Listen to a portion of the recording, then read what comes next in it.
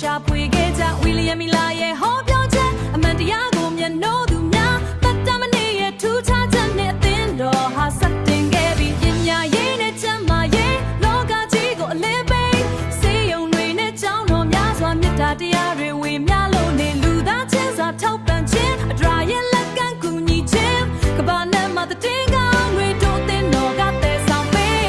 အခုတော့အချိန်နံပြီးတို့တွေရှေ့ဆက်ဖို့ဖျားရှင်ရဲ့အမှုတော်မှာအားတွေလောင်းကြစို့လာပါလူငယ်တို့ရဲ့တို့သင်းတော်မှာလက်တွဲကြစို့တချွားတဲ့ခွန်အားတွေနဲ့သာသနာမှုမှာပါဝင်စို့ခရစ်တော်ရဲ့ဒုတိယအချိန်ချွာလာခြင်းကိုကြွေးကြော်ရင်အတူတူရှေ့ဆက်မစ္စတာမျိုးဆက်တွေ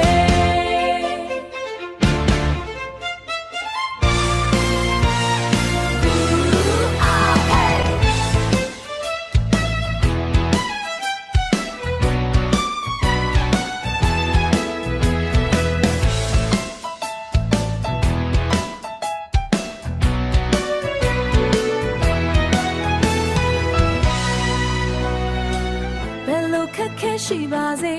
တို့တွေနောက်မဆုတ်ဘူးတန်ရှင်သောဝိညာဉ်တော်နဲ့တို့တွေအတူသွားကြမယ်လူငယ်တွေရဲ့အင်အားတို့သင်းတော်ရဲ့အနာဂတ်ကိုချင်းစာနာမြတ်တာပွားခရစ်တော်ရဲ့လမ်းစဉ်အတိုင်းလူငယ်တွေရဲ့တည်ထွင်မှုနဲ့ဧဝံဂေလိကိုဖြန့်ချီရအောင်ယုံကြည်ခြင်းနဲ့အမောဆောင်တို့တစ်သလုံးကိုတော့